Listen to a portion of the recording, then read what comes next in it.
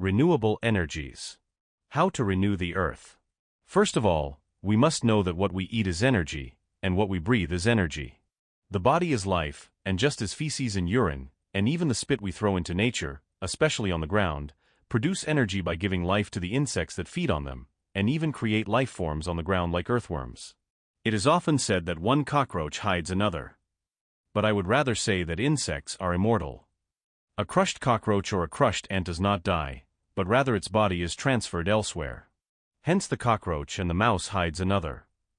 Why are rats in the sewers? Because they feed on our excrement, simply so. The urine that a dog pours on the ground when it rains becomes an earthworm, thus life, and energy coming out of the earth that renews itself. Rats also do the trash, cleaning up human waste.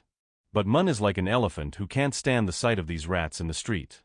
So in the end, it's a good thing that these creatures are in the sewers. The cigarette butts we throw on the ground are like pollen or flower silk. Some insects get rid of them. Tell yourself that there are always takers, especially as long as there are insects, and therefore life forms. I'm not encouraging you to shit outside on the ground because of modesty. But personally, I have no problem, nor see any problem, with urinating in nature. Because as I said, what we eat comes from other species, and likewise, what we produce as natural waste, material and bodily, benefits others. Or rather, others rejoice in it. Others feed on it. And others are born from it. And some are created there. Carbon pollution primarily affects the air. And physical carbon is like stone. Imagine lungs breathing in pebbles. At first, it may seem invisible, but it isn't. Smoke from a fire or a blaze isn't invisible. Why? In fact, smoke is visible because it's made up of small pebbles, fine and small enough to evaporate. But in the lungs, they don't evaporate. Over time, they concentrate and form stains that block the passage of air, and visually give the impression of dirtying and discoloring bronchial tubes or bronchitis. Man didn't invent lightning, but lightning is in the air.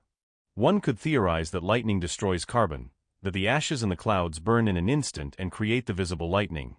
This is how lightning often appears in cloudy, gray skies. This grayness is carbon. Rising to the sky like dust, but destined to come back down or be struck by lightning. Carbon ash has no place in heaven. Because it is impure and harmful. I have yet to meet a being that eats stone, nor a being that eats beach sand. Apart from the lava and magma of volcanoes that burns it. It's an underground activity. Coming from the depths. From the underground and from the depths of the abyss. Where it is forbidden to explore. Where no one goes. Energy is in the air. Air is not an energy but a force. Certainly we produce energy thanks to the force of the air, like via wind turbines.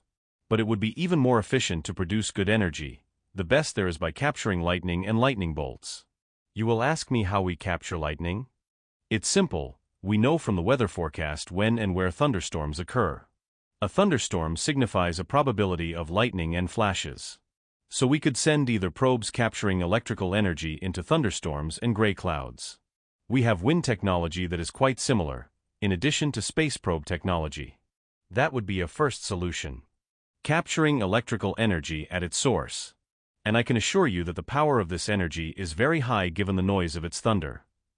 The other method is to install satellite dishes at the top of towers that capture electrical signals from the sky, but above all, it would be able to attract lightning to a solid magnetic and parabolic sensor, and ensure that it is able to resist and have enough storage space for unlimited energy.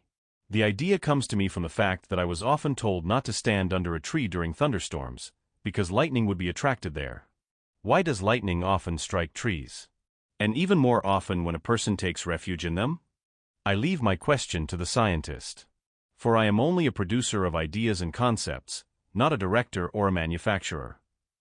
I am more of a philosopher than a scientist. For the word cannot be studied, but science can. Where science works magic, the word creates miracles. This is the mystery.